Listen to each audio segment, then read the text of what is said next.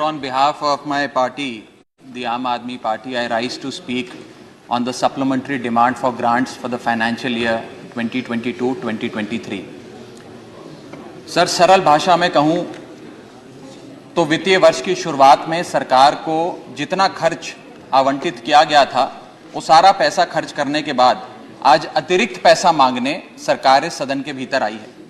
काश ये सुविधा देश के आम आदमी के पास भी होती सर, जो महीने की 25 तारीख को अपना बटुआ खाली देखकर 5 दिन संघर्ष करके 1 तारीख आने की इंतजार करता है। Sir, supplementary demand for grants 2 चीजें में से एक अवश्य दर्शाता है। पहली चीज, क्योंकि सरकार को अतिरिक्त पैसे की जरूरत पड़ी, तो पहली चीज यह है कि जब वित्तीय वर्ष की शुरुआत में सरकार को पैसा चाहिए था तो सरकार ने अपना जो वित्तीय बजट था उसे अंडर एस्टिमेट कर प्रेजेंट किया, ताकि वित्तीय घाटे को सुंदर करके उसका सौंदर्यकरण करके दिखाया जाए। अगर यह नहीं है तो दूसरी स्थिति अवश्य होगी कि सरकार ने अपना बजट पूरी तरीके से मिसमैनेज कर दिया। इन दोनों में से यदि कोई एक स्थिति उत्पन्न होगी, उसी में सरकार को एडिशनल पैसे की अतिरिक्त खर्चे की जरूरत पड़ रही है। सर, अतिरिक्त पैसे के लिए सरकार इस सदन के सामने आई है, कोई बात नहीं सर, उस पर चर्चा होगी, लेकिन चर्चा 2 और विषयों पे होनी चाहिए। पहला विषय कि वित्तीय वर्ष की शुरुआत में 40 लाख करोड़ का जो इतना भारी भरकम बजट इस सदन ने सरकार को सैंक्शन किया था, मंजूरी दी थी, उस 40 लाख करोड़ को खर्च करके सरकार ने क्या पाया, क्योंकि भारत देश के आर्थिक इंडिकेटर्स संकट का अलार्म बजा रहे हैं। और दूसरा, आज से 2-3 महीने बाद यहां से 100 मीटर दूर नॉर्थ ब्लॉक में जहां आने वाले वित्तीय वर्ष का बजट बन रहा है, आज ये बहस मैं चाहूंगा आने वाले वित्तीय वर्ष के बजट की भी नींव रखे। और सर, मैं नया सदस्य हैं सदन का, एक सुझाव और देना चाहता हूं। हम सारे लोग बजट पे चर्चा उसी समय करते हैं जब बजट प्रस्तुत किया जाता है। हमें सदन में 2 बार बजट पे चर्चा करनी चाहिए। एक बार जब बजट प्रस्तुत हो, और विंटर सेशन में 7-8 महीने बीतने के बाद कि उस बजट से देश को हासिल क्या हुआ, मिला क्या, कितनी नौकरियां मिली, क्या बेरोजगारी की दर है, कितनी महंगाई का है। सर, आज सरकार 3,25,757 करोड़ मांगने इस सदन के भीतर आई है। मैं माननीय वित्त मंत्री जी का ध्यान ये पैसे सैंक्शन करने से पहले और सदन का ध्यान इस पैसे को अनुमति देने से पहले 8 बड़ी बीमारियां जिससे आज भारत देश की अर्थव्यवस्था पीड़ित है, बीमार है, उसकी तरफ करना चाहता हूं। पहली बीमारी है सर बेरोजगारी। इस सरकार ने चुनावों से पहले वादा किया था, भारतीय जनता पार्टी ने वादा किया था कि हम 2 करोड़ नौकरियां हर वर्ष देंगे। सर, नौकरियां तो नहीं आई, लेकिन इस वित्तीय वर्ष में बीजेपी की सरकार ने बेरोजगारी दर को 45 सालों में सर्वाधिक कर दिया। सर, 45 ईयर हाई पे अनएम्प्लॉयमेंट रेट कर दिया। सर, 2014 में जब बीजेपी की सरकार बनी थी, 2014 में जब इनकी सरकार बनी थी, तब देश का बेरोजगारी दर 4.9% था। जब इनकी सरकार बनी थी तो बेरोजगारी दर 4.9% था। आज 8 साल बाद 2022 में यह बेरोजगारी दर 4.9% से बढ़कर 8% पे आ गया है। 8%। और यह तो ऑर्गेनाइज सेक्टर की बेरोजगारी है। अनऑर्गेनाइज सेक्टर के जॉब लॉसेस, एमएसएमई के कारखाने कितने बंद हो गए, उनका घर बिक गया, कारखाने बंद हो गए, उसका तो हिसाब ही सरकार के पास नहीं है। अभी कुछ ही समय पहले लोकसभा में जवाब देते हुए वित्त मंत्री जी ने देश को बताया कि कुल 22 करोड़ आवेदन पत्र भारत सरकार के पास नौकरी मांगने के लिए आए। उन 22 करोड़ आवेदन पत्रों में से आपको जान के चंबा होगा, सरकार ने मात्र 7 लाख लोगों को नौकरी दी। सर, 22 करोड़ आवेदन पत्र के मुकाबले 7 लाख लोगों को नौकरी। सर, हम लोग छाती चौड़ी कर कहते हैं कि हम युवा देश हैं, हम युवाओं का देश है, हमें अपने डेमोग्राफिक डिविडेंड पे गर्व है, फक्र है। सर, भारत का डेमोग्राफिक डिविडेंड बेरोजगारी के तले दबता जा रहा है, सड़कों पे लाठियां खा रहा है, और भारत सरकार डेमोग्राफिक डिविडेंड को डेमोग्राफिक डिजास्टर में तब्दील करती जा रही है। सर, ये सच्चाई है आज। सर, मैं आपको बताना चाहूंगा कि यह सरकार जिसने देश को युवाओं को घर पे बिठाने का काम किया, इसका नारा बदल के हो गया है हर घर बेरोजगार। यही है आज की भाजपा सरकार। सर, मैं दूसरी बड़ी बीमारी जो इस भारत की अर्थव्यवस्था को लगी है उसकी तरफ आपका ध्यान आकर्षित करना चाहूंगा। दूसरी बड़ी बीमारी है सर इन्फ्लेशन, यानी कि महंगाई। इन्फ्लेशन को कहा जाता है sir, inflation is taxation without legislation. वो महंगाई जो सरकार कानून लाए बिना जनता पे थोप देती है सर। आज भारत की महंगाई इस वित्तीय वर्ष में 30 सालों में सर्वाधिक थी सर, 30 ईयर हाई पे, जहां भारत की थोक महंगाई 12 से 15% के आसपास घूम रही है और खुदरा महंगाई 6 से 8% के आसपास घूम रही है। वादा किया था सर आय बढ़ाने का, आय तो बढ़ी नहीं, महंगाई बढ़ गई। और सर बढ़ती महंगाई और घटती कमाई के चलते आज देश को आधार कार्ड की नहीं, उधार कार्ड की जरूरत पड़ रही है। देश के आम आदमी को उधार कार्ड की जरूरत है। और सर आज इस बहस को सुन रहे भारत देश के करोड़ों लोगों को मैं कहना चाहूंगा कि यह सरकार आप सबको गरीब कर रही है। गरीब सिर्फ वो नहीं सर जो सड़क पे कटोरा लेकर भीख मांग रहा है, हम सब गरीब हो रहे हैं। गरीब इसलिए हो रहे हैं कि हमारी आमदनी नहीं बढ़ रही, लेकिन महंगाई बढ़ती जा रही है। सर मैं उदाहरण देता हूं, एक शख्स जो 20,000 रुपए महीने के कमाता था और 18,000 रुपए खर्च करता था, वो महीने का 2,000 रुपए बचाता था। आज उसकी आमदनी 20 की 20 है, 20,000 है, लेकिन खर्चा 18,000 से बढ़कर 25,000 करोड़ हो गया। यानी कि 20,000 की आमदनी, 25,000 का खर्च, 5,000 रुपए की नुकसान का खामियाजा का कर्जा देश का एक एक आदमी भुगत रहा है। सर मैं बताना चाहूंगा, सुनिए मेरी बात ध्यान से। जब 2014 में महंगाई का आलम देखिए सर, 2014 में जब यह सरकार बनी थी तो पेट्रोल 55 रुपए प्रति लीटर पे बिकता था, आज पेट्रोल 100 रुपए प्रति लीटर पे बिकता है। डीजल 45 लीटर पे बिकता था, 45 रुपए प्रति लीटर, वो डीजल आज 90 रुपए प्रति लीटर पे बिक रहा है सर। एक गैस का सिलेंडर 400 रुपए का मिलता था बाजार में 2014 में जब इनकी सरकार आई थी, आज वो गैस का सिलेंडर 1100 रुपए का हो गया सर, 1100 रुपए का। दूध 1 लीटर 36 रुपए का मिलता था, दूध आज 60 रुपए प्रति लीटर हो गया है। और सर सीएनजी 40 रुपए प्रति यूनिट प्रति केजी मिला करती थी, आज वो सीएनजी 80 रुपए प्रति यूनिट मिलती है सर। इस सदन में सर जब प्याज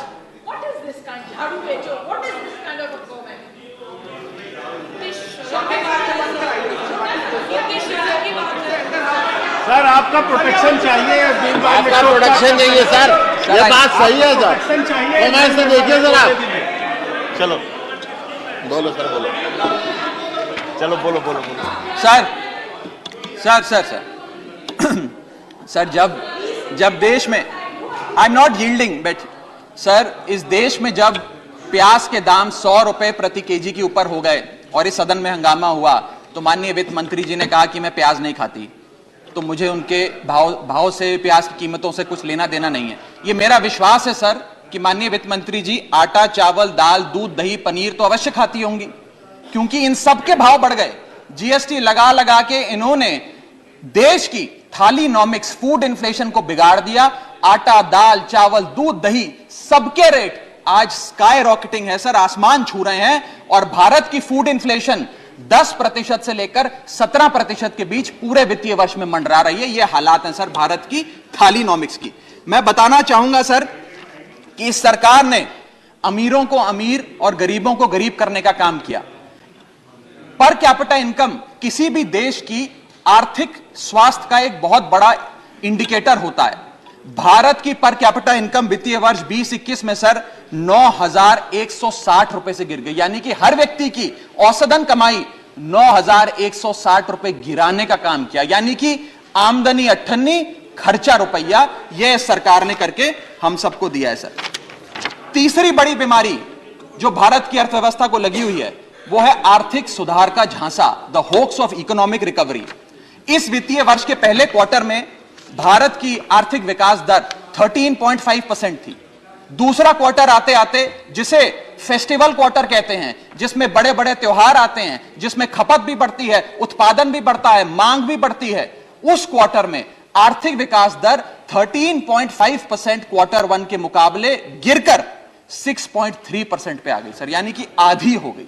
और अगर आप पिछले साल के क्वार्टर सेकंड से दूसरी तिमाही से कंपेयर करें तो क्वार्टर ऑन क्वार्टर 2021 में 8.4% दूसरी तिमाही की ग्रोथ थी, और इस बार इस क्वार्टर में जो अभी समाप्त हुआ 6.3% है, यानी कि भारत की आर्थिक विकास दर घटती जा रही है। और मुझे बड़े दुख से कहना पड़ रहा है कि जब वित्त मंत्री जी फरवरी में वित्तीय वर्ष 23-24 का बजट प्रेजेंट करेंगी, तब भारत की चौथी तिमाही की आर्थिक विकास दर 5% से भी नीचे होगी, which is unprecedented in recent time sir. यह भारत की इकोनॉमिक ग्रोथ की हालत है। और यह वर्ष तो जो बीत गया, इस वर्ष तो आपने आर्थिक जो विकास दर था उसकी ऐसी तैसी कर दी। अगले साल के आर्थिक विकास दर के आंकड़े सुनिए। सरकार चाहती है हम 8% पे आगे बढ़ें। वर्ल्ड बैंक कहता है वित्तीय वर्ष 23-24 में हम मात्र 6% पे ग्रो करेंगे। क्रिसिल कहता है हम 6% पे ग्रो करेंगे। ओईसीडी कहता है हम 5.7% पे ग्रो करेंगे। गोल्डमैन सैक्स कहता है हम 5.3% पे ग्रो करेंगे, और आईएमएफ कहता है हम 5.1% पे ग्रो करेंगे। यानी कि भारत की अर्थव्यवस्था में ऊपर जाने की बजाय हमारी व्यवस्था नीचे आ रही है सर। चौथी और एक बड़ी बीमारी जो भारत की अर्थव्यवस्था को लगी है वो है द डेट क्राइसिस। भारत सरकार की देनदारी, भारत सरकार पे चढ़ा बहुत बड़ा कर्ज। सर 1947 से लेकर 2014 तक, यानी कि इन 67 सालों में कई पार्टियों की सरकारें रहीं, केंद्र में कई पार्टियों ने शासन किया।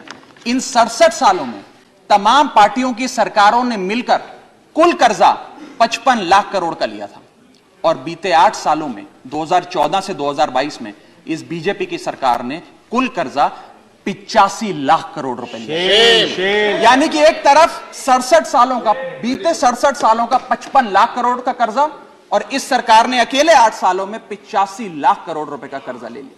मैं पूछना चाहता हूं इनसे कि ये तो मुफ्त की रेवड़ी भी नहीं बांटते, ये तो मुफ्त की रेवड़ी में भी विश्वास नहीं रखते, तो फिर इनका कर्जा इतना कैसे बढ़ता जा रहा है? ये पैसा जा कहां रहा है, किसकी जेब में जा रहा है? दोस्तवाद की नीति के तहत कौन से इनके दोस्त हैं जिन्हें फायदा पहुंचाया जा रहा है? ये मैं पूछना चाहता हूं सर।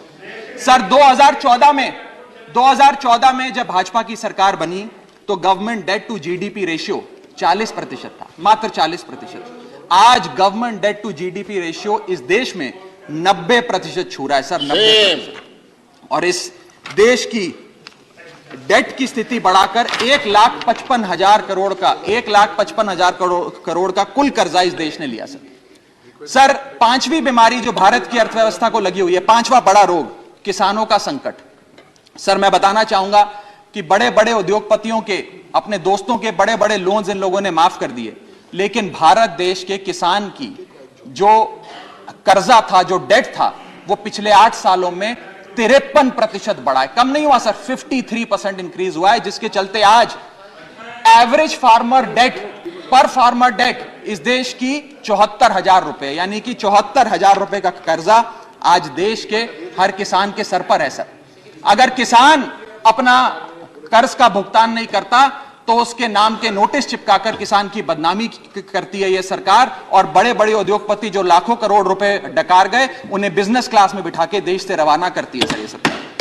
सर आज हमारा देश का अन्नदाता, देश का किसान जो हमारा पेट भरता है, जो हमें खाना देता है सर, आज वो जहर खाने को मजबूर हो गया है। एनसीआरबी का डेटा बताता है कि वित्तीय वर्ष 21-22 में 10,851 किसानों ने आत्महत्या करी। यानी कि इस देश में औसत रोज के 30 किसान आत्महत्याओं की आती है। 30 किसान रोज इस देश में आत्महत्या कर रहे हैं। हम आजादी का अमृत महोत्सव मना रहे हैं, and 30 farmers per day in this country commit suicide sir. मैं अपने ट्रेजरी बेंचेस पे बैठे मित्रों को यह भी कहना चाहूंगा कि किसान भोला है, भुलक्कड़ नहीं है। वो ये नहीं भूला कि 1 साल आपने उसे खुले आसमान में सड़कों पे आंदोलन करने के लिए उतारा था, जिसमें 800 से ज्यादा किसानों की शहादत हुई सर। और सर किसानों के बारे में मैं एक आपको बड़ी महत्वपूर्ण जानकारी देना चाहता हूं। किसानों की आय दुगनी करने का वादा सरकार ने किया था कि हम बढ़ाएंगे और दुगनी करेंगे।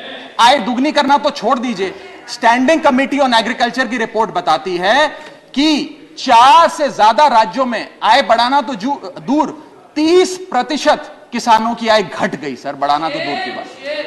आय किसान की घटाने का काम इन लोगों ने किया, और एक ऐसे दौर में जब भारत की रूरल इन्फ्लेशन भारत की अर्बन इन्फ्लेशन से ज्यादा है, यानी कि गांव में रहना महंगा है शहरों के मुकाबले। सर मैं छठी बीमारी पे आता हूं। जो छठी बीमारी भारत की अर्थव्यवस्था को लगी हुई है सर, वो है प्राइवेट सेक्टर इन्वेस्टमेंट में गिरावट। दो बड़े फायदे इस सरकार ने कॉर्पोरेट जगत को दिए। पहला, कॉर्पोरेट टैक्स कम करके 30% से घटाकर 22% कर दिया, जिसमें 1.5 लाख करोड़ का फायदा 1.5 लाख करोड़ का फायदा कॉर्पोरेट्स को दिया, और सरकार का हर साल का 1.5 लाख करोड़ का नुकसान कराया। और दूसरा बड़ा फायदा, अपने दोस्तों के उद्योगपतियों के पिछले 5 वित्तीय वर्षों में 10 लाख करोड़ रुपए राइट ऑफ कर देने, वो माफ कर देने। ये दो बड़े फायदे उन्होंने, रियायतें। Honourable member, you have twice made observations अपने दोस्तों के। I have taken note of it. These are one second. Can't you keep your seat? Honorable Member Jaya Bachchan raised a very important issue. I wanted to reflect to it after you had concluded, but since you have continued with the two indiscretions, you need to be careful about it. Okay. Everything which you say here leads to consequences. As regards what the honorable member said, if someone is speaking, where is the occasion to make a shouting of that kind? I deprecate this, whether it is from this side or that side. Thank you, sir. Everyone is entitled to patient hearing, and let us not show aggression except in our thought process. Both sides are there. So be careful about it. Go ahead. Sir ये दो फायदे पहुंचाने के बाद, corporate जगत को फायदे पहुंचाने के बाद, जब सरकार से पूछा गया कि आपने ये फायदे क्यों दिए, तो सरकार कहती है इससे रोजगार उत्पन्न होगा।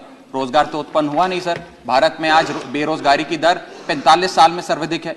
दूसरा, इन्होंने कहा कि वस्तुएं सस्ती हो जाएंगी बाजार में। महंगाई की दर 30 साल में सर्वाधिक है, महंगाई भी कम नहीं हुई। और तीसरी चीज जो सरकार हमें बताती है कॉर्पोरेट जगत को ये फायदे देने के लिए, कि प्राइवेट निवेश इस देश में बढ़ेगा। सर मैं आपको बता दूं कि प्राइवेट निवेश Q1 फाइनेंशियल ईयर 22-23 में 20% से घटा है। प्राइवेट इन्वेस्टमेंट 2022 के अगर आप आंकड़ों की बात करें तो 22% से गिरी है।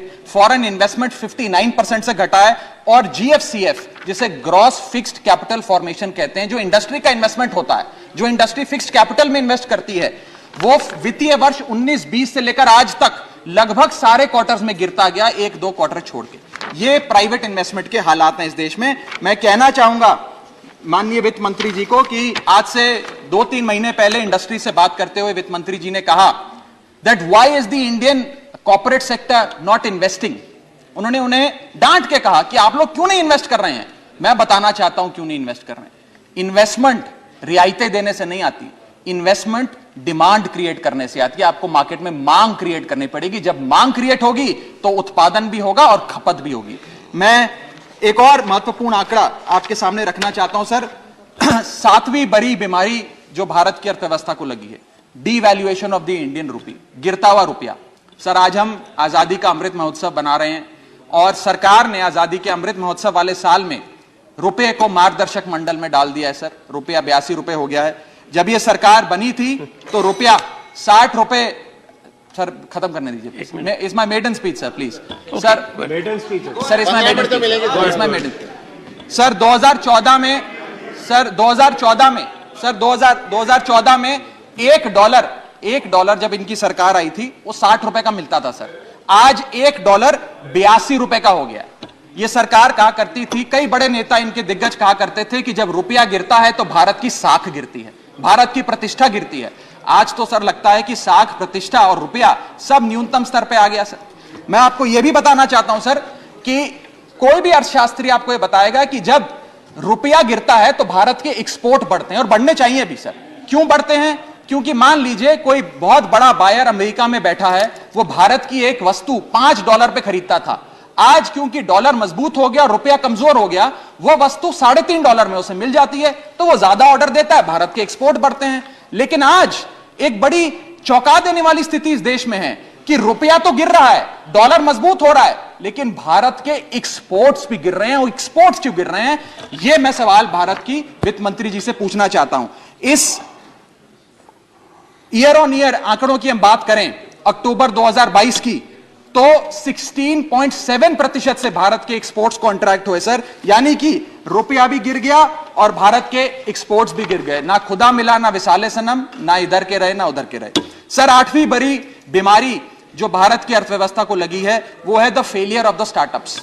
पूरे देश में, पूरी दुनिया में घूम घूम कर सरकार के बड़े नेताओं ने कहा कि भारत अब एक स्टार्टअप नेशन बन गया है। दुनिया में भारत अब दुनिया की स्टार्टअप कैपिटल बोला जाएगा। मैं बताना चाहता हूं सर, क्या कभी वित्त मंत्री जी ने मुड़ के भारत के स्टार्टअप्स की हालत देखी? आज भारत में 10% से भी कम स्टार्टअप्स अपनी 5वीं सालगिरह पूरा करते हैं। ईयर ऑन ईयर 37% का डिक्लाइन स्टार्टअप में इन्वेस्टमेंट में है। और अनअकैडमी हो, ओला हो, कार्स 24 हो, वेदांतु हो, बाइजूस हो, मीशो हो, चार्ज भी हो, उड़ान हो, ये सारे बड़े स्टार्टअप्स, जो ये बड़े बड़े स्टार्टअप जिन्हें हम न्यू इंडिया की न्यू इकोनॉमी कहकर पूरे विश्व में प्रचारित करते हैं, इन सारे स्टार्टअप्स ने नौकरियां से लोगों को निकालकर हजारों लोगों को बेरोजगार करने का काम किया। सर, मैं आता हूं डिमांड फॉर ग्रांट्स पर, सप्लीमेंट्री डिमांड फॉर ग्रांट्स। ये मैं पढ़ रहा था सर, 3,25,757 करोड़ सरकार ने मांगे हैं। इसमें 1 लाख करोड़ एक सब्सिडी के लिए हैं, 80,000 करोड़ दूसरी सब्सिडी के लिए हैं, 45,000 करोड़ तीसरी सब्सिडी के लिए, और ऐसे सब्सिडी के पैसे मांग रहे हैं। सर, ये डिमांड फॉर ग्रांट्स कहां है? ये तो डिमांड फॉर सब्सिडी है। और जब हम लोग दिल्ली में अरविंद केजरीवाल जी की सरकार गरीब आदमी को मुफ्त बिजली देती है, मुफ्त पानी देती है, मुफ्त शिक्षा देती है, मुफ्त स्वास्थ्य देती है, तो इनको हमारी सब्सिडी रेवड़ी लगती है सर। इनकी सब्सिडी, हमारी सब्सिडी रेवड़ी, ऐसा तो नहीं होगा सर। ये करें तो पुण्य, हम करें तो पाप। हमारी सब्सिडी भी सब्सिडी है, इनकी सब्सिडी भी सेफ।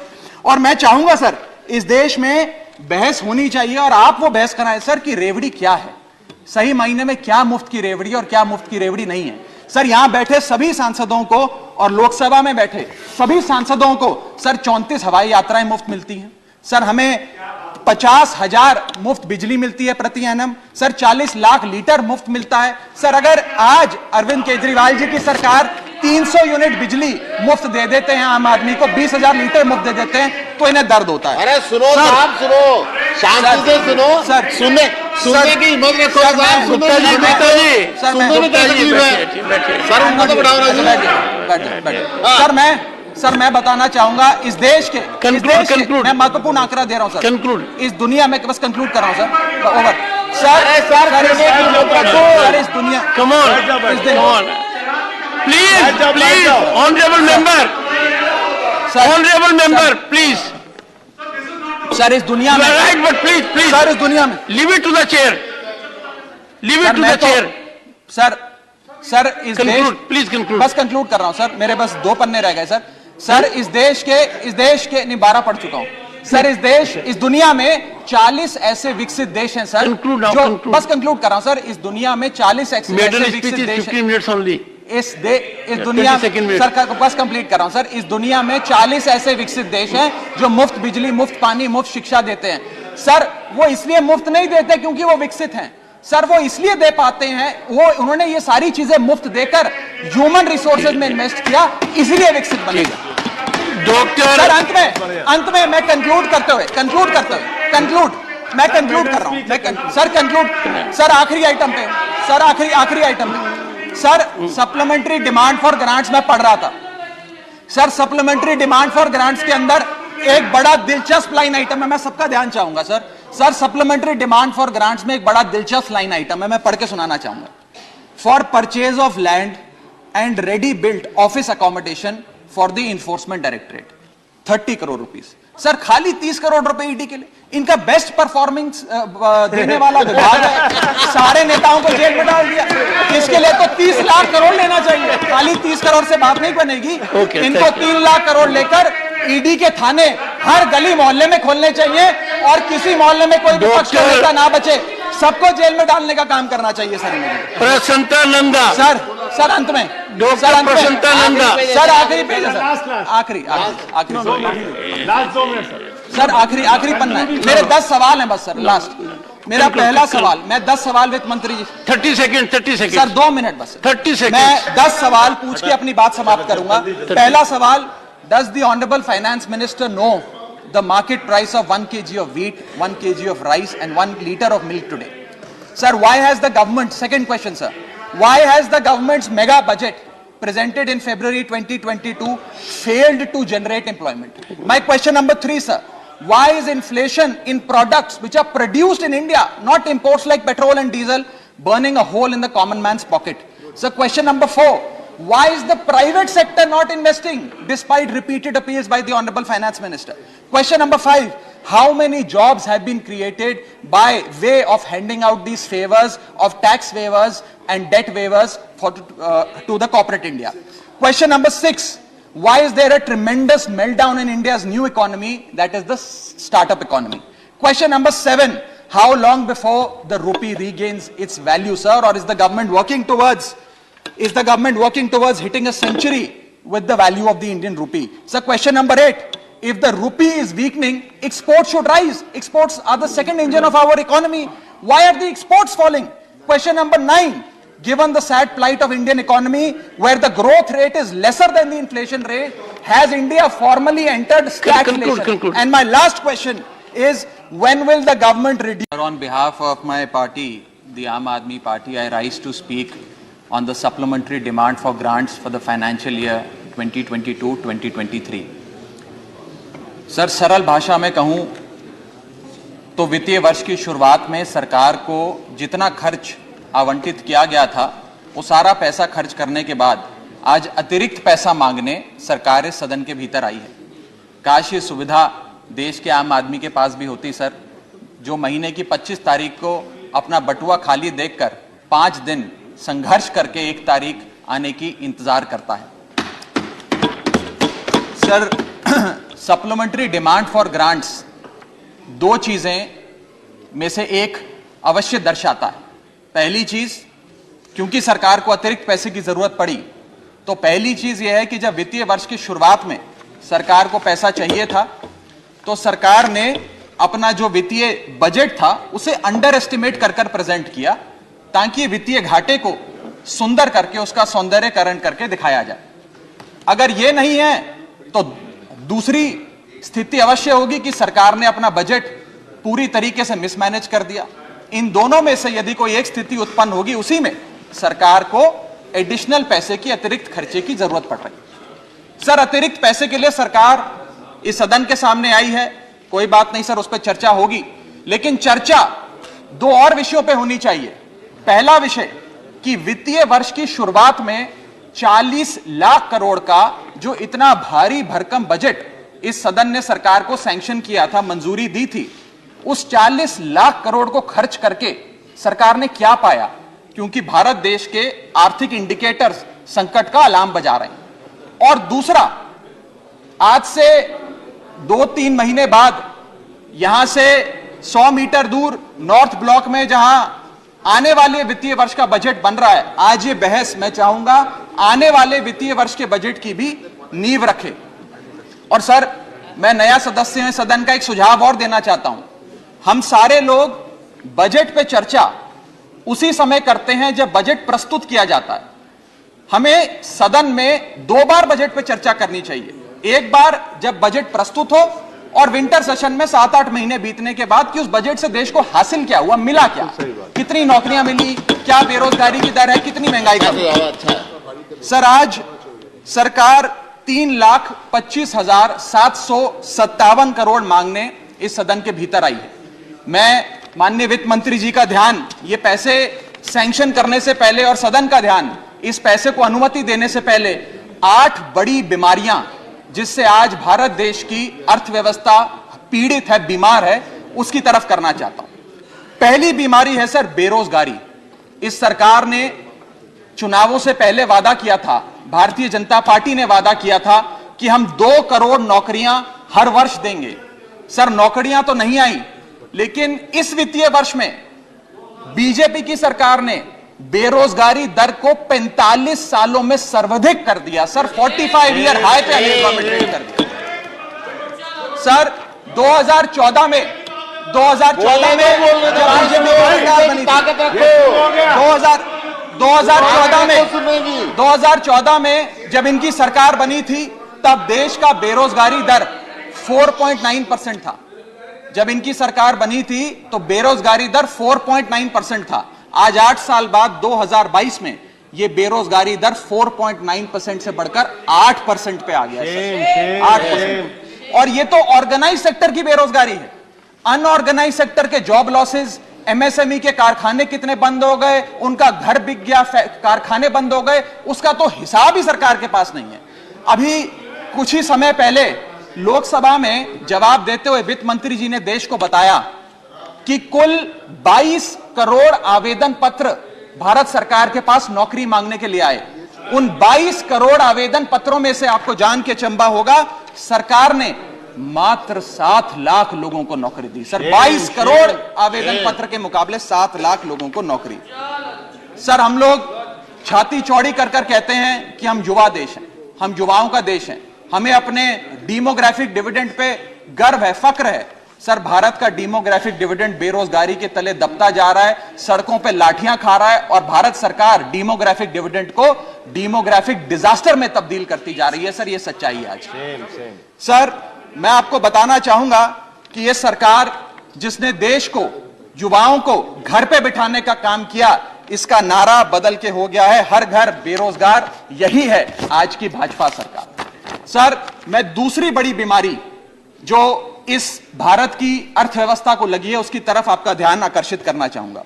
दूसरी बड़ी बीमारी है सर इन्फ्लेशन, यानी कि महंगाई। इन्फ्लेशन को कहा जाता है sir, inflation is taxation without legislation. वो महंगाई जो सरकार कानून लाए बिना जनता पे थोप देती है सर। आज भारत की महंगाई इस वित्तीय वर्ष में 30 सालों में सर्वाधिक थी सर, 30 ईयर हाई पे। जहां भारत की थोक महंगाई 12 से 15% के आसपास घूम रही है और खुदरा महंगाई 6 से 8% के आसपास घूम रही है। वादा किया था सर आय बढ़ाने का, आय तो बढ़ी नहीं, महंगाई बढ़ गई। और सर, बढ़ती महंगाई और घटती कमाई के चलते आज देश को आधार कार्ड की नहीं, उधार कार्ड की जरूरत पड़ रही है। देश के आम आदमी को उधार कार्ड की जरूरत है। और सर, आज इस बहस को सुन रहे भारत देश के करोड़ों लोगों को मैं कहना चाहूंगा कि यह सरकार आप सबको गरीब कर रही है। गरीब सिर्फ वो नहीं सर जो सड़क पे कटोरा लेकर भीख मांग रहा है, हम सब गरीब हो रहे हैं। गरीब इसलिए हो रहे हैं कि हमारी आमदनी नहीं बढ़ रही, लेकिन महंगाई बढ़ती जा रही है। सर, मैं उदाहरण देता हूं। एक शख्स जो 20,000 रुपए महीने के कमाता था और 18,000 रुपए खर्च करता था, वो महीने का 2,000 रुपए बचाता था। आज उसकी आमदनी 20 की 20 है, 20,000 है, लेकिन खर्चा 18,000 से बढ़कर 25,000 करोड़ हो गया। यानी कि 20,000 की आमदनी, 25,000 का खर्च, 5,000 रुपए की नुकसान का खामियाजा का कर्जा देश का एक एक आदमी भुगत रहा है। सर, मैं बताना चाहूंगा, सुनिए मेरी बात ध्यान से। जब 2014 में महंगाई का आलम देखिए सर, 2014 में जब यह सरकार बनी थी तो पेट्रोल 55 रुपए प्रति लीटर पे बिकता था। आज पेट्रोल 100 रुपए प्रति लीटर पे बिकता है। डीजल 45 लीटर पे बिकता था, 45 रुपए प्रति लीटर। वो डीजल आज 90 रुपए प्रति लीटर पे बिक रहा है सर। एक गैस का सिलेंडर 400 रुपए का मिलता था बाजार में 2014 में जब इनकी सरकार आई थी। आज वो गैस का सिलेंडर 1100 रुपए का हो गया सर, 1100 रुपए का। दूध 1 लीटर 36 रुपए का मिलता था, दूध आज 60 रुपए प्रति लीटर हो गया है। और सर, सीएनजी 40 रुपए प्रति यूनिट प्रति केजी मिला करती थी, आज वो सीएनजी 80 रुपए प्रति यूनिट मिलती है सर। इस सदन में सर, जब प्याज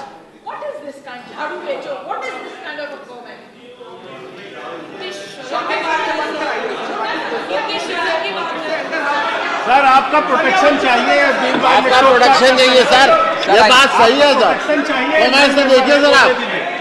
चलो बोलो सर, बोलो, चलो बोलो बोलो बोलो।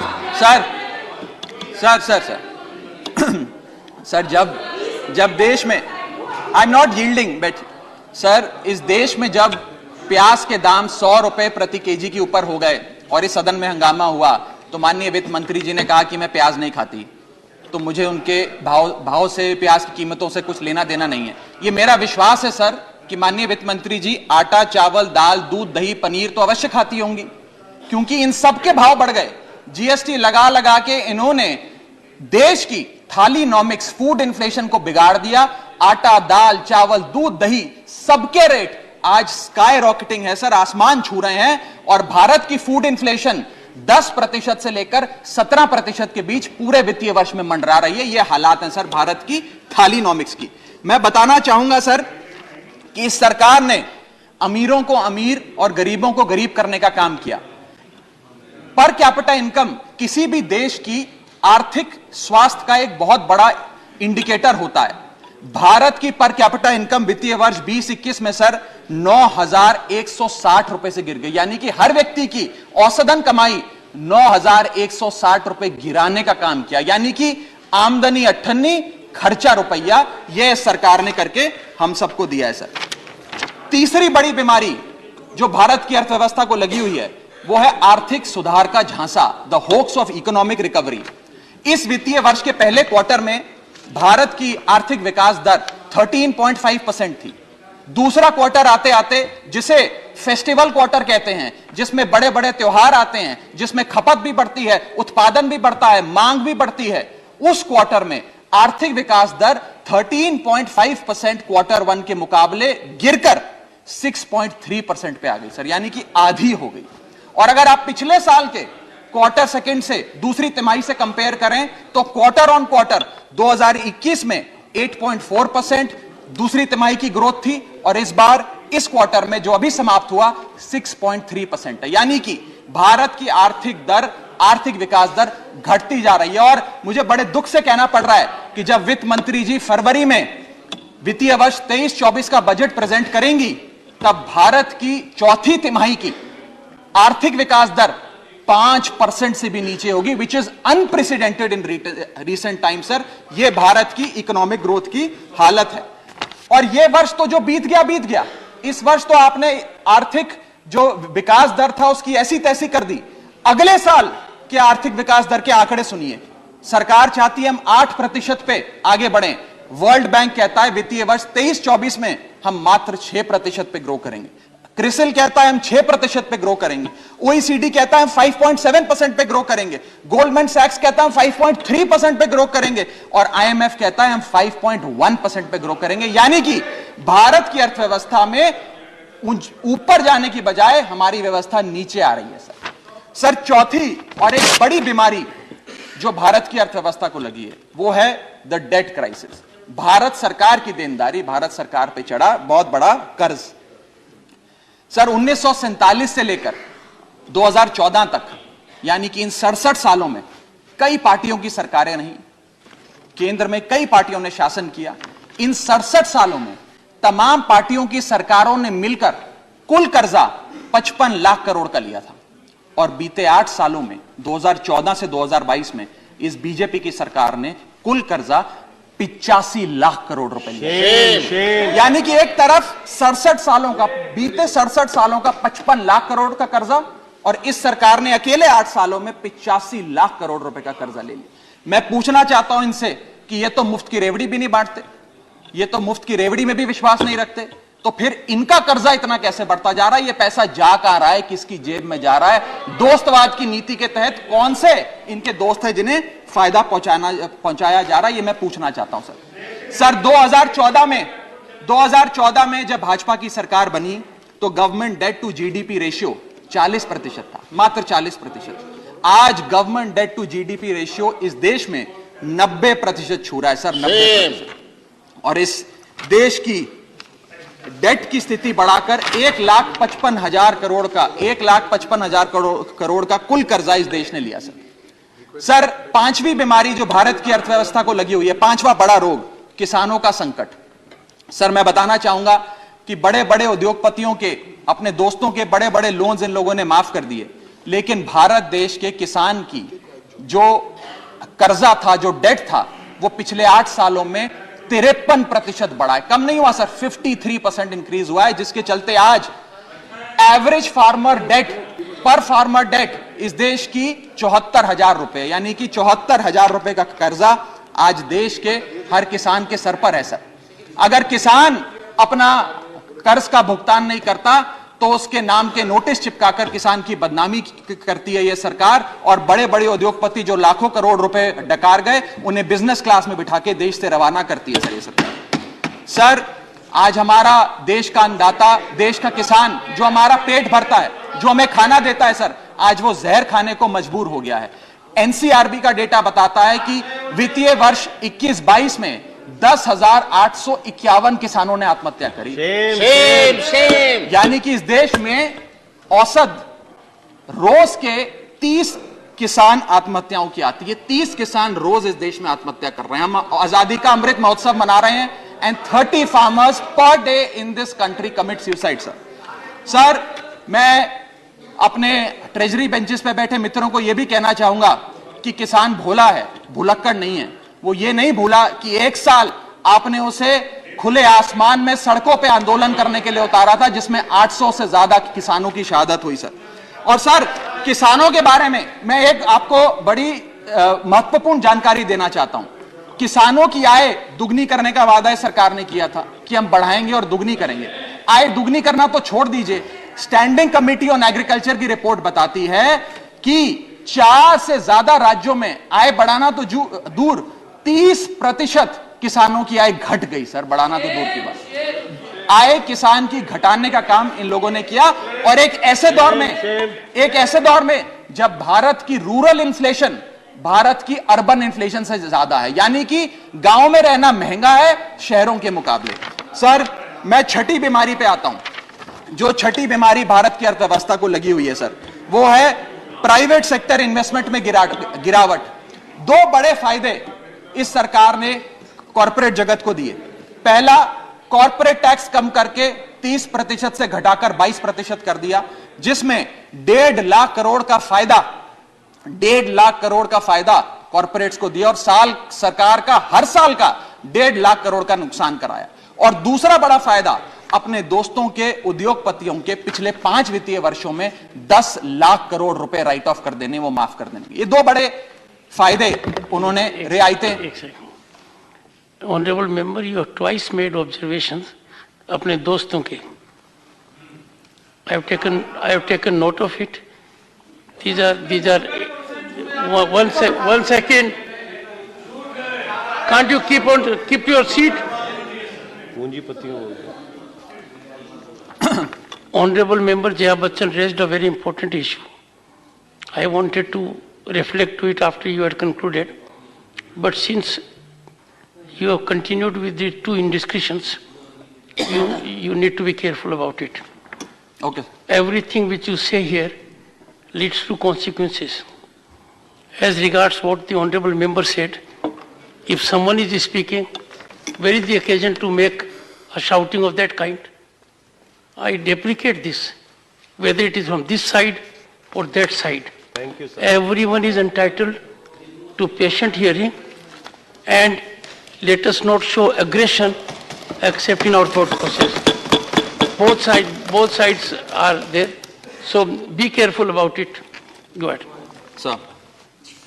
सर, ये 2 फायदे पहुंचाने के बाद, कॉर्पोरेट जगत को फायदे पहुंचाने के बाद, जब सरकार से पूछा गया कि आपने ये फायदे क्यों दिए, तो सरकार कहती है इससे रोजगार उत्पन्न होगा।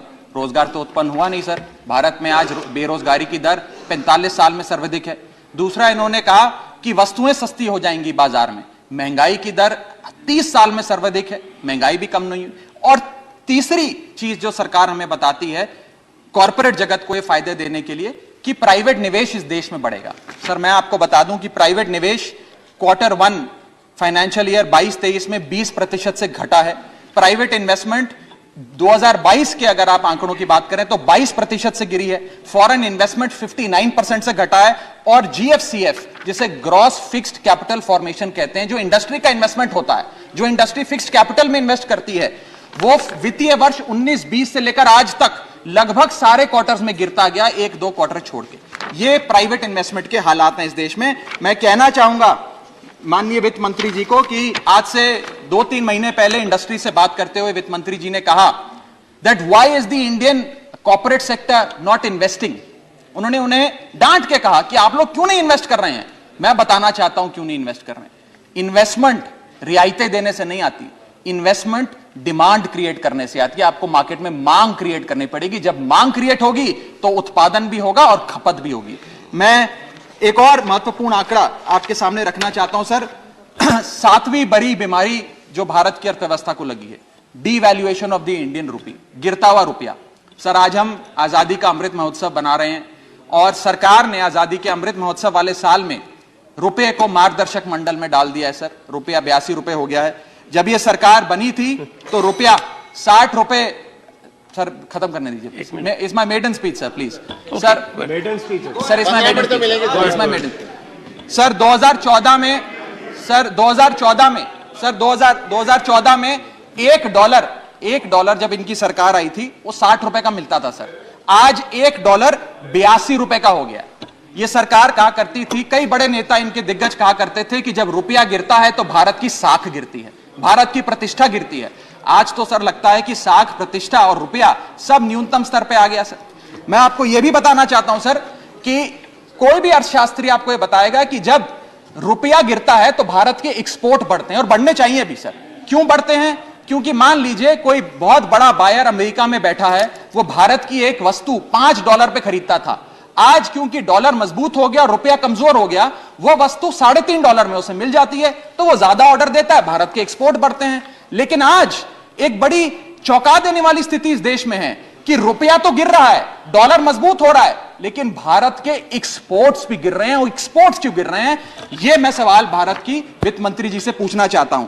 इस ईयर ऑन ईयर आंकड़ों की हम बात करें अक्टूबर 2022 की, तो 16.7% से भारत के एक्सपोर्ट्स कॉन्ट्रैक्ट हुए सर। यानी कि रुपया भी गिर गया और भारत के एक्सपोर्ट्स भी गिर गए। ना खुदा मिला, ना विसाले सनम, ना इधर के रहे ना उधर के रहे।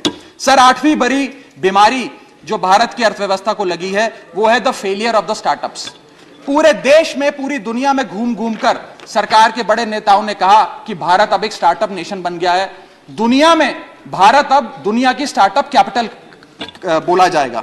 मैं बताना चाहता हूं सर, क्या कभी वित्त मंत्री जी ने मुड़ के भारत के स्टार्टअप्स की हालत देखी? आज भारत में 10% से भी कम स्टार्टअप्स अपनी 5वीं सालगिरह पूरा करते हैं।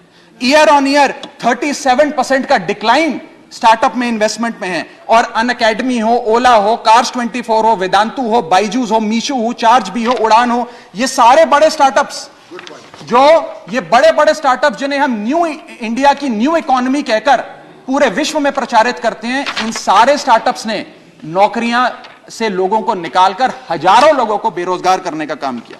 सर मैं आता हूं डिमांड फॉर ग्रांट्स पर, सप्लीमेंट्री डिमांड फॉर ग्रांट्स।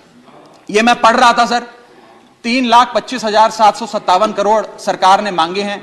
इसमें 1 लाख करोड़ एक सब्सिडी के लिए हैं, 80,000 करोड़ दूसरी सब्सिडी के लिए हैं, 45,000 करोड़ तीसरी सब्सिडी के लिए, और ऐसे सब्सिडी के पैसे मांग रहे हैं। सर ये डिमांड फॉर ग्रांट्स कहां है? ये तो डिमांड फॉर सब्सिडी है। और जब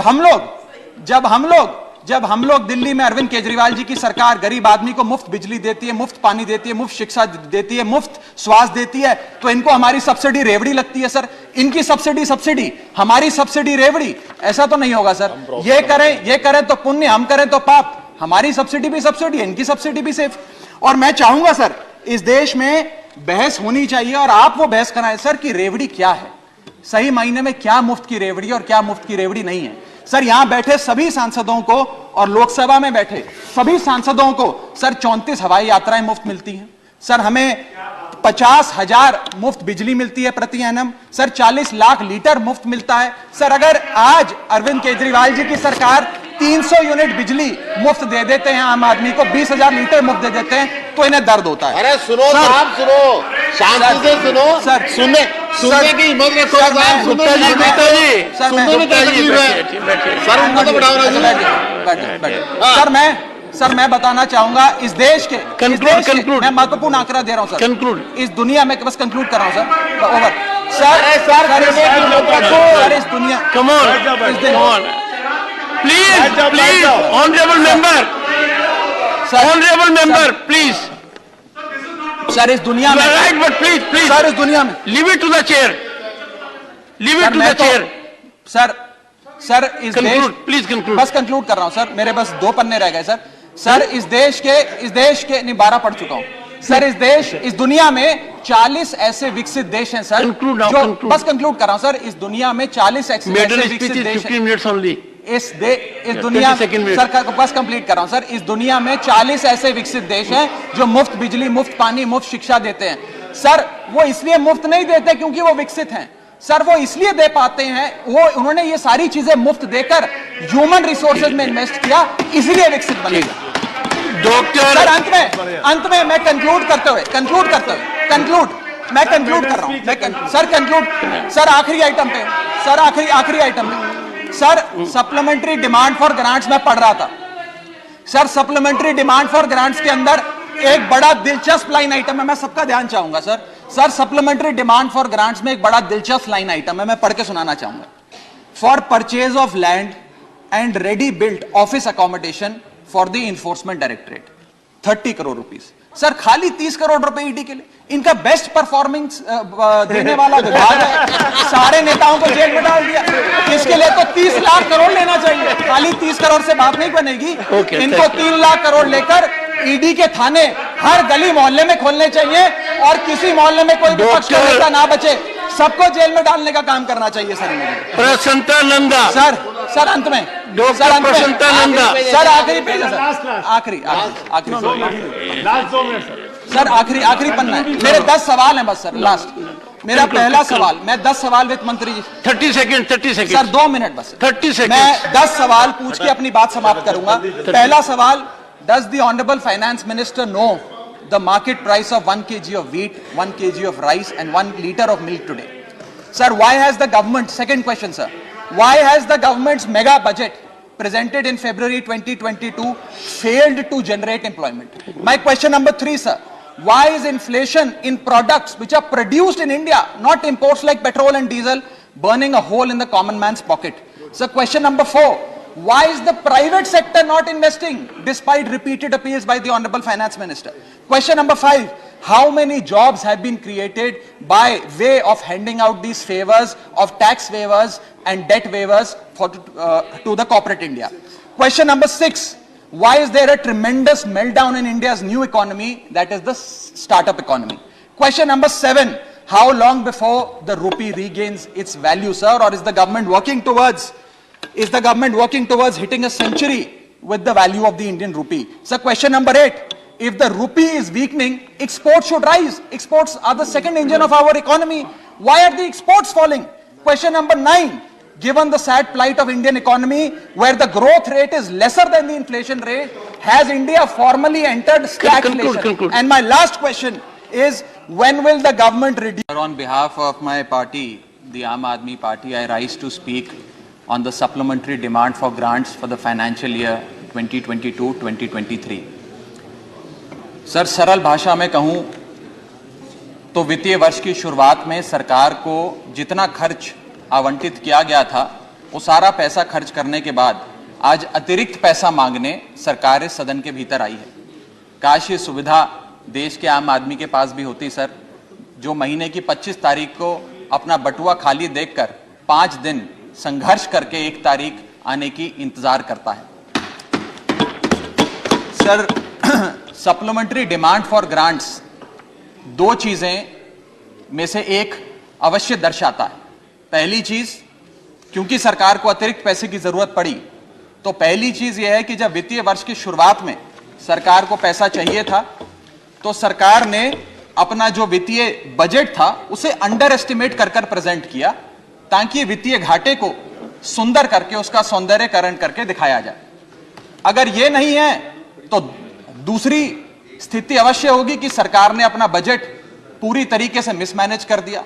इन दोनों में से यदि कोई एक स्थिति उत्पन्न होगी, उसी में सरकार को एडिशनल पैसे की, अतिरिक्त खर्चे की जरूरत पड़ रही। सर, अतिरिक्त पैसे के लिए सरकार इस सदन के सामने आई है, कोई बात नहीं सर, उस पर चर्चा होगी, लेकिन चर्चा 2 और विषयों पे होनी चाहिए।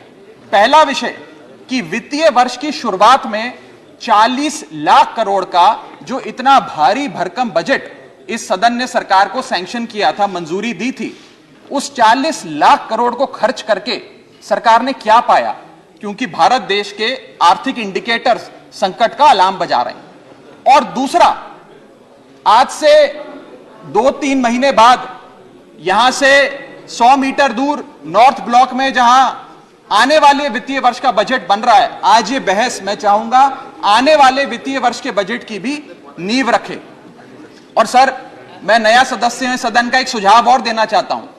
हम सारे लोग बजट पे चर्चा उसी समय करते हैं जब बजट प्रस्तुत किया जाता है। हमें सदन में 2 बार बजट पे चर्चा करनी चाहिए। एक बार जब बजट प्रस्तुत हो और विंटर सेशन में 7-8 महीने बीतने के बाद कि उस बजट से देश को हासिल क्या हुआ, मिला क्या, कितनी नौकरियां मिली, क्या बेरोजगारी की दर है, कितनी महंगाई कम हुई। सर, आज सरकार 3,25,757 करोड़ मांगने इस सदन के भीतर आई है।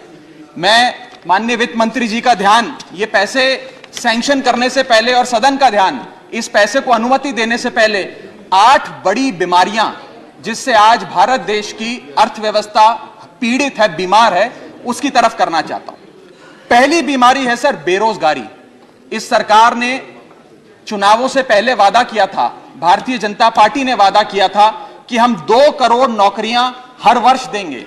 सर, नौकरियां तो नहीं आई, लेकिन इस वित्तीय वर्ष में बीजेपी की सरकार ने बेरोजगारी दर को 45 सालों में सर्वाधिक कर दिया। सर, 45 ईयर हाई पे अनएम्प्लॉयमेंट कर दिया। सर, 2014 में जब बीजेपी की सरकार बनी थी, 2014 में जब इनकी सरकार बनी थी, तब देश का बेरोजगारी दर 4.9% था। जब इनकी सरकार बनी थी तो बेरोजगारी दर 4.9% था। आज 8 साल बाद 2022 में यह बेरोजगारी दर 4.9% से बढ़कर 8% पे आ गया है। 8%। और ये तो ऑर्गेनाइज सेक्टर की बेरोजगारी है। अनऑर्गेनाइज सेक्टर के जॉब लॉसेस, एमएसएमई के कारखाने कितने बंद हो गए, उनका घर बिक गया, कारखाने बंद हो गए, उसका तो हिसाब ही सरकार के पास नहीं है। अभी कुछ ही समय पहले लोकसभा में जवाब देते हुए वित्त मंत्री जी ने देश को बताया कि कुल 22 करोड़ आवेदन पत्र भारत सरकार के पास नौकरी मांगने के लिए आए। उन 22 करोड़ आवेदन पत्रों में से आपको जान के चंबा होगा, सरकार ने मात्र 7 लाख लोगों को नौकरी दी। सर, 22 करोड़ आवेदन पत्र के मुकाबले 7 लाख लोगों को नौकरी। सर, हम लोग छाती चौड़ी कर कर कहते हैं कि हम युवा देश हैं, हम युवाओं का देश हैं, हमें अपने डेमोग्राफिक डिविडेंड पे गर्व है, फक्र है। सर, भारत का डेमोग्राफिक डिविडेंड बेरोजगारी के तले दबता जा रहा है, सड़कों पे लाठियां खा रहा है और भारत सरकार डेमोग्राफिक डिविडेंड को डेमोग्राफिक डिजास्टर में तब्दील करती जा रही है। सर, ये सच्चाई है आज। सर, मैं आपको बताना चाहूंगा कि यह सरकार जिसने देश को, युवाओं को घर पे बिठाने का काम किया, इसका नारा बदल के हो गया है हर घर बेरोजगार। यही है आज की भाजपा सरकार। सर, मैं दूसरी बड़ी बीमारी जो इस भारत की अर्थव्यवस्था को लगी है उसकी तरफ आपका ध्यान आकर्षित करना चाहूंगा। दूसरी बड़ी बीमारी है सर इन्फ्लेशन, यानी कि महंगाई।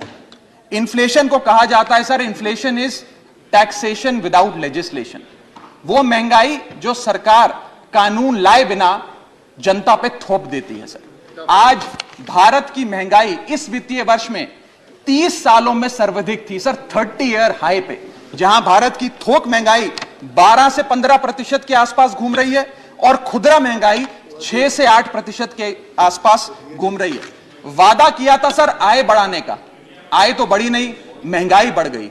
और सर, बढ़ती महंगाई और घटती कमाई के चलते आज देश को आधार कार्ड की नहीं, उधार कार्ड की जरूरत पड़ रही है। देश के आम आदमी को उधार कार्ड की जरूरत है।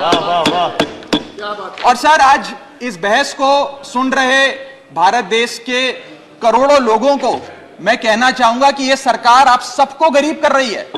गरीब सिर्फ वो नहीं सर जो सड़क पे कटोरा लेकर भीख मांग रहा है, हम सब गरीब हो रहे हैं।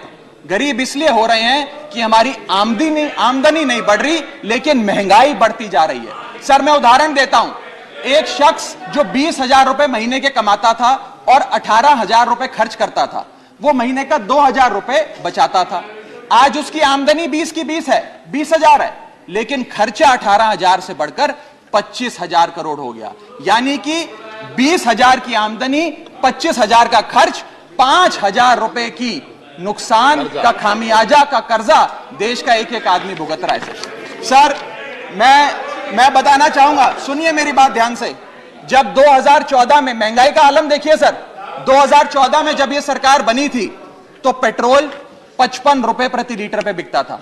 आज पेट्रोल 100 रुपए प्रति लीटर पे बिकता है। डीजल 45 लीटर पे बिकता था, 45 रुपए प्रति लीटर। वो डीजल आज 90 रुपए प्रति लीटर पे बिक रहा है सर। एक गैस का सिलेंडर 400 रुपए का मिलता था बाजार में 2014 में जब इनकी सरकार आई थी।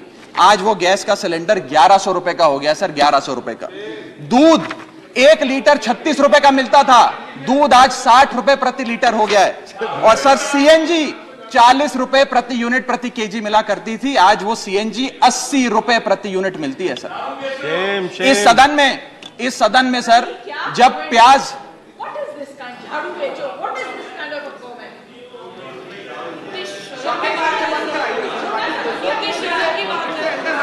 सर आपका प्रोटेक्शन चाहिए, आपका प्रोटेक्शन चाहिए सर, ये बात सही है सर। प्रोटेक्शन चाहिए, कमेंट से देखिए सर आप। चलो बोलो सर, बोलो, चलो बोलो बोलो सर सर जब देश में, I am not yielding but sir, इस देश में जब प्याज के दाम 100 रुपए प्रति केजी के ऊपर हो गए और इस सदन में हंगामा हुआ तो माननीय वित्त मंत्री जी ने कहा कि मैं प्याज नहीं खाती, तो मुझे उनके भाव से, प्याज की कीमतों से कुछ लेना देना नहीं है। ये मेरा विश्वास है सर कि माननीय वित्त मंत्री जी आटा, चावल, दाल, दूध, दही, पनीर तो अवश्य खाती होंगी, क्योंकि इन सब के भाव बढ़ गए। जीएसटी लगा लगा के इन्होंने देश की थालीनॉमिक्स, फूड इन्फ्लेशन को बिगाड़ दिया। आटा, दाल, चावल, दूध, दही सबके रेट आज स्काई रॉकेटिंग है सर, आसमान छू रहे हैं। और भारत की फूड इन्फ्लेशन 10% से लेकर 17% के बीच पूरे वित्तीय वर्ष में मंडरा रही है। ये हालात हैं सर भारत की थालीनॉमिक्स की। मैं बताना चाहूंगा सर कि इस सरकार ने अमीरों को अमीर और गरीबों को गरीब करने का काम किया। पर कैपिटा इनकम किसी भी देश की आर्थिक स्वास्थ्य का एक बहुत बड़ा इंडिकेटर होता है। भारत की पर कैपिटा इनकम वित्तीय वर्ष 2021 में सर 9,160 रुपए से गिर गई, यानी कि हर व्यक्ति की औसतन कमाई 9,160 रुपए गिराने का काम किया। यानी कि आमदनी 98, खर्चा रुपया, यह सरकार ने करके हम सबको दिया है सर। तीसरी बड़ी बीमारी जो भारत की अर्थव्यवस्था को लगी हुई है वो है आर्थिक सुधार का झांसा, the hoax of economic recovery.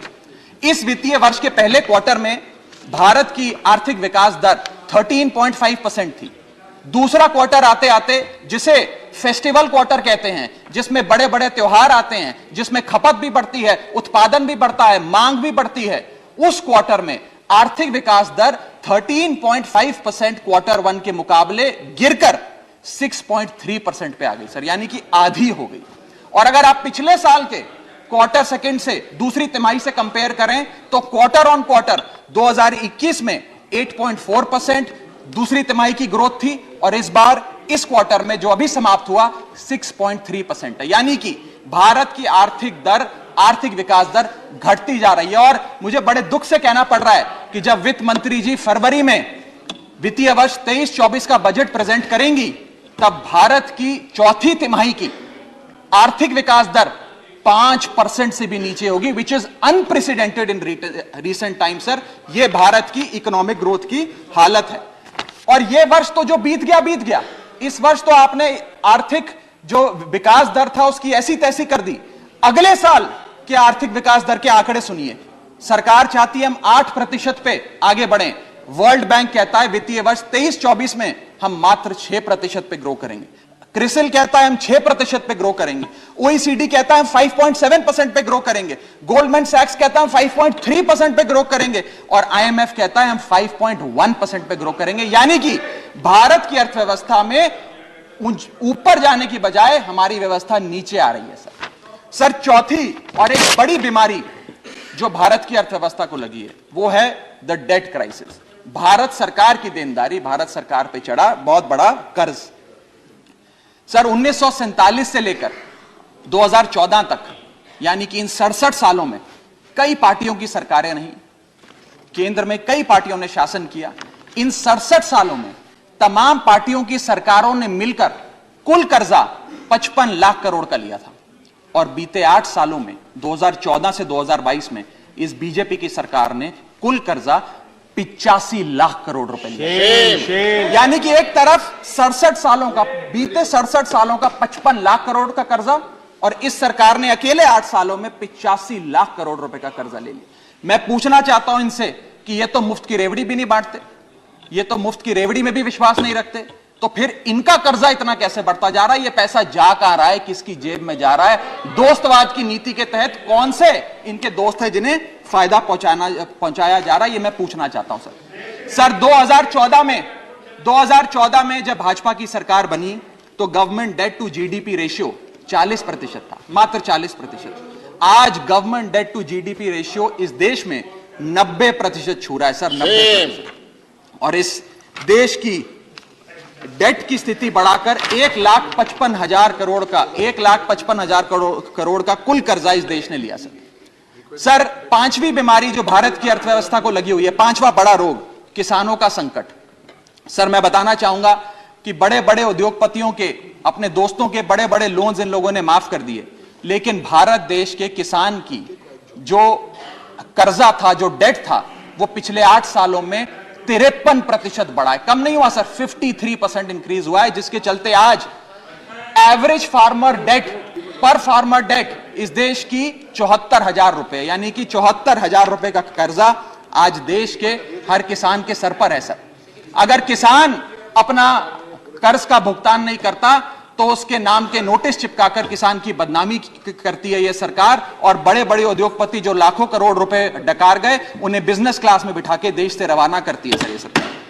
Sir आज हमारा देश का अन्नदाता, देश का किसान जो हमारा पेट भरता है, जो हमें खाना देता है सर, आज वो जहर खाने को मजबूर हो गया है। एनसीआरबी का डेटा बताता है कि वित्तीय वर्ष 21-22 में 10,851 किसानों ने आत्महत्या करी। यानी कि इस देश में औसत रोज के 30 किसान आत्महत्याओं की आती है, 30 किसान रोज इस देश में आत्महत्या कर रहे हैं। हम आजादी का अमृत महोत्सव मना रहे हैं and 30 farmers per day in this country commit suicide sir. मैं अपने ट्रेजरी बेंचेस पे बैठे मित्रों को यह भी कहना चाहूंगा कि किसान भोला है, भुलक्कड़ नहीं है। वो ये नहीं भूला कि 1 साल आपने उसे खुले आसमान में सड़कों पे आंदोलन करने के लिए उतारा था, जिसमें 800 से ज्यादा किसानों की शहादत हुई सर। और सर किसानों के बारे में मैं एक आपको बड़ी महत्वपूर्ण जानकारी देना चाहता हूं। किसानों की आय दुगनी करने का वादा सरकार ने किया था कि हम बढ़ाएंगे और दुगनी करेंगे। आय दुगनी करना तो छोड़ दीजिए, स्टैंडिंग कमेटी ऑन एग्रीकल्चर की रिपोर्ट बताती है कि 4 से ज्यादा राज्यों में आय बढ़ाना तो दूर, 30% किसानों की आय घट गई सर, बढ़ाना तो दूर की बात। आय किसान की घटाने का काम इन लोगों ने किया, और एक ऐसे दौर में जब भारत की रूरल इन्फ्लेशन भारत की अर्बन इन्फ्लेशन से ज्यादा है, यानी कि गांव में रहना महंगा है शहरों के मुकाबले। सर मैं छठी बीमारी पे आता हूं। जो छठी बीमारी भारत की अर्थव्यवस्था को लगी हुई है सर, वो है प्राइवेट सेक्टर इन्वेस्टमेंट में गिरावट। 2 बड़े फायदे इस सरकार ने कॉर्पोरेट जगत को दिए। पहला, कॉर्पोरेट टैक्स कम करके 30% से घटाकर 22% कर दिया, जिसमें 1.5 लाख करोड़ का फायदा कॉर्पोरेट्स को दिया, और सरकार का हर साल का 1.5 लाख करोड़ का नुकसान कराया। और दूसरा बड़ा फायदा, अपने दोस्तों के उद्योगपतियों के पिछले 5 वित्तीय वर्षों में 10 लाख करोड़ रुपए राइट ऑफ कर देने, वो माफ कर देने। ये 2 बड़े फायदे उन्होंने, रियायतें। Honourable member, you have twice made observations अपने दोस्तों के। I have taken note of it. These are one second. Can't you keep your seat? Honorable member Jaya Bachchan raised a very important issue. I wanted to reflect to it after you had concluded, but since you have continued with the 2 indiscretions, you need to be careful about it. Okay. Everything which you say here leads to consequences. As regards what the honorable member said, if someone is speaking, where is the occasion to make a shouting of that kind? I deprecate this. whether it is from this side or that side. Thank you, sir. Everyone is entitled to patient hearing, and let us not show aggression except in our thought process. Both sides are there, so be careful about it. Go ahead. Sir ये दो फायदे पहुंचाने के बाद, corporate जगत को फायदे पहुंचाने के बाद जब सरकार से पूछा गया कि आपने ये फायदे क्यों दिए, तो सरकार कहती है इससे रोजगार उत्पन्न होगा। रोजगार तो उत्पन्न हुआ नहीं सर। भारत में आज बेरोजगारी की दर 45 साल में सर्वाधिक है। दूसरा, इन्होंने कहा कि वस्तुएं सस्ती हो जाएंगी बाजार में। महंगाई की दर 30 साल में सर्वाधिक है, महंगाई भी कम नहीं हुई।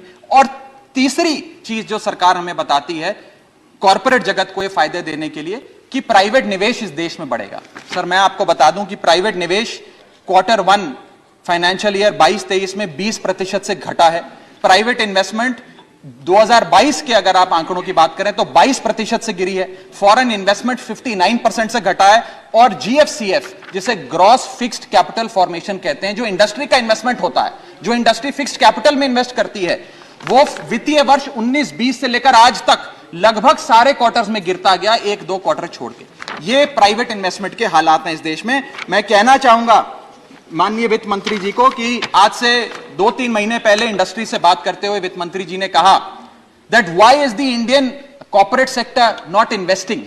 उन्होंने उन्हें डांट के कहा कि आप लोग क्यों नहीं इन्वेस्ट कर रहे हैं। मैं बताना चाहता हूं क्यों नहीं इन्वेस्ट कर रहे हैं। इन्वेस्टमेंट रियायतें देने से नहीं आती, इन्वेस्टमेंट डिमांड क्रिएट करने से आती है। आपको मार्केट में मांग क्रिएट करनी पड़ेगी। जब मांग क्रिएट होगी तो उत्पादन भी होगा और खपत भी होगी। मैं एक और महत्वपूर्ण आंकड़ा आपके सामने रखना चाहता हूं सर। 7वीं बड़ी बीमारी जो भारत की अर्थव्यवस्था को लगी है, devaluation of the Indian rupee, गिरता हुआ रुपया। सर आज हम आजादी का अमृत महोत्सव बना रहे हैं और सरकार ने आजादी के अमृत महोत्सव वाले साल में रुपये को मार्गदर्शक मंडल में डाल दिया है। सर रुपया 82 रुपए हो गया है। जब ये सरकार बनी थी तो रुपया 60 रुपए। सर खत्म करने दीजिए। Is my maiden speech sir please. Sir maiden speech sir is my maiden. Sir 2014 में सर 2014 में $1 जब इनकी सरकार आई थी वो 60 रुपए का मिलता था सर। आज $1 82 रुपए का हो गया। ये सरकार कहा करती थी, कई बड़े नेता इनके दिग्गज कहा करते थे कि जब रुपया गिरता है तो भारत की साख गिरती है, भारत की प्रतिष्ठा गिरती है। आज तो सर लगता है कि साख, प्रतिष्ठा और रुपया सब न्यूनतम स्तर पे आ गया सर। मैं आपको यह भी बताना चाहता हूं सर कि कोई भी अर्थशास्त्री आपको यह बताएगा कि जब रुपया गिरता है तो भारत के एक्सपोर्ट बढ़ते हैं और बढ़ने चाहिए भी सर। क्यों बढ़ते हैं? क्योंकि मान लीजिए कोई बहुत बड़ा बायर अमेरिका में बैठा है, वो भारत की एक वस्तु $5 पे खरीदता था। आज क्योंकि डॉलर मजबूत हो गया, रुपया कमजोर हो गया, वो वस्तु $3.5 में उसे मिल जाती है, तो वो ज्यादा ऑर्डर देता है, भारत के एक्सपोर्ट बढ़ते हैं। लेकिन आज एक बड़ी चौंका देने वाली स्थिति इस देश में है कि रुपया तो गिर रहा है, डॉलर मजबूत हो रहा है, लेकिन भारत के एक्सपोर्ट्स भी गिर रहे हैं। और एक्सपोर्ट्स क्यों गिर रहे हैं, यह मैं सवाल भारत की वित्त मंत्री जी से पूछना चाहता हूं। इस ईयर ऑन ईयर आंकड़ों की हम बात करें अक्टूबर 2022 की, तो 16.7% से भारत के एक्सपोर्ट्स कॉन्ट्रैक्ट हुए सर। यानी कि रुपया भी गिर गया और भारत के एक्सपोर्ट्स भी गिर गए। ना खुदा मिला, ना विसाले सनम, ना इधर के रहे ना उधर के रहे। सर 8वीं बड़ी बीमारी जो भारत की अर्थव्यवस्था को लगी है वो है the failure of the startups. पूरे देश में, पूरी दुनिया में घूम घूम कर सरकार के बड़े नेताओं ने कहा कि भारत अब एक स्टार्टअप नेशन बन गया है। दुनिया में भारत अब दुनिया की स्टार्टअप कैपिटल बोला जाएगा। मैं बताना चाहता हूं सर, क्या कभी वित्त मंत्री जी ने मुड़ के भारत के स्टार्टअप्स की हालत देखी? आज भारत में 10% से भी कम स्टार्टअप्स अपनी 5वीं सालगिरह पूरा करते हैं। ईयर ऑन ईयर 37% का डिक्लाइन स्टार्टअप में इन्वेस्टमेंट में है। और अनअकैडमी हो, ओला हो, कार्स 24 हो, वेदांतु हो, बाइजूस हो, मीशो हो, चार्ज भी हो, उड़ान हो, ये सारे बड़े स्टार्टअप्स, जो ये बड़े बड़े स्टार्टअप जिन्हें हम न्यू इंडिया की न्यू इकोनॉमी कहकर पूरे विश्व में प्रचारित करते हैं, इन सारे स्टार्टअप्स ने नौकरियां से लोगों को निकालकर हजारों लोगों को बेरोजगार करने का काम किया। सर मैं आता हूं डिमांड फॉर ग्रांट्स पर, supplementary demand for grants.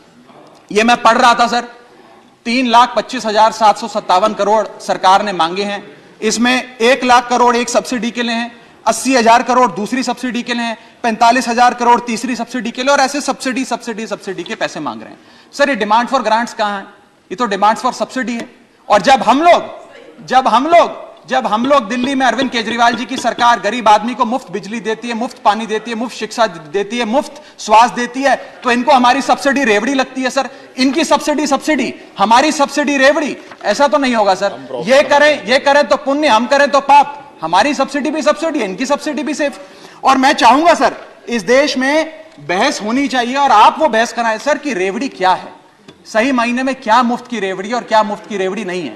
Sir यहां बैठे सभी सांसदों को और लोकसभा में बैठे सभी सांसदों को सर 34 हवाई यात्राएं मुफ्त मिलती हैं सर। हमें 50,000 मुफ्त बिजली मिलती है प्रति एनम सर। 40 लाख लीटर मुफ्त मिलता है सर। अगर आज अरविंद केजरीवाल जी की सरकार 300 यूनिट बिजली मुफ्त दे देते हैं आम आदमी को, 20,000 लीटर मुफ्त दे देते हैं, तो इन्हें दर्द होता है। अरे सुनो साहब, सुनो, शांति से सुनो सर। सुनने की हिम्मत रखो साहब। सुनने में तकलीफ है सर, उनको तो बढ़ाओ ना।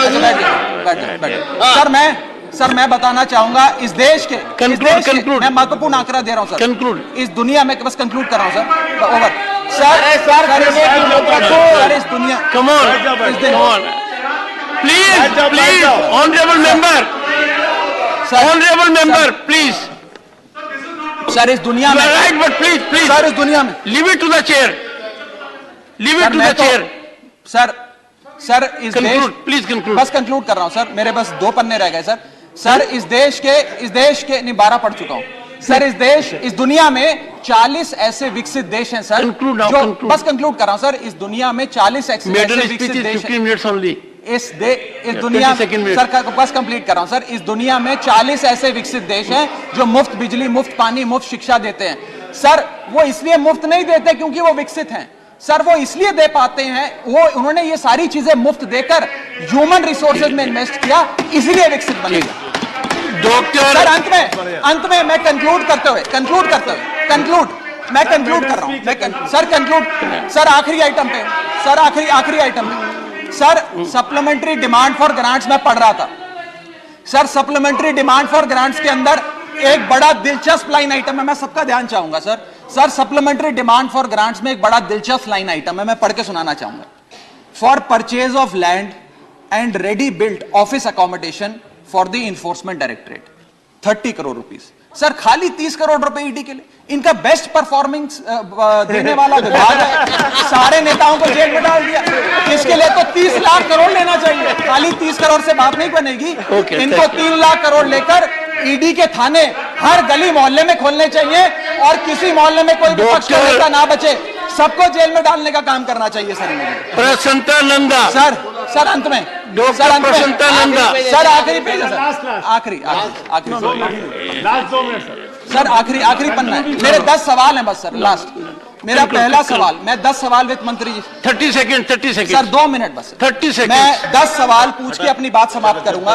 पहला सवाल, does the honourable finance minister know the market price of 1 kg of wheat, 1 kg of rice and 1 liter of milk today? Sir, why has the government, second question sir, why has the government's mega budget presented in February 2022 failed to generate employment? My question number 3 sir, why is inflation in products which are produced in India, not imports like petrol and diesel, burning a hole in the common man's pocket? Sir, question number 4, why is the private sector not investing despite repeated appeals by the Honorable Finance Minister? Question number 5, how many jobs have been created by way of handing out these favors of tax waivers and debt waivers to the corporate India? Question number 6, why is there a tremendous meltdown in India's new economy, that is the startup economy? Question number 7, how long before the rupee regains its value, sir, or is the government working towards hitting a century with the value of the Indian rupee? So question number 8, if the rupee is weakening, exports should rise. Exports are the second engine of our economy. Why are the exports falling? Question number 9, given the sad plight of Indian economy, where the growth rate is lesser than the inflation rate, has India formally entered stagflation? Conclude. And my last question is, when will the government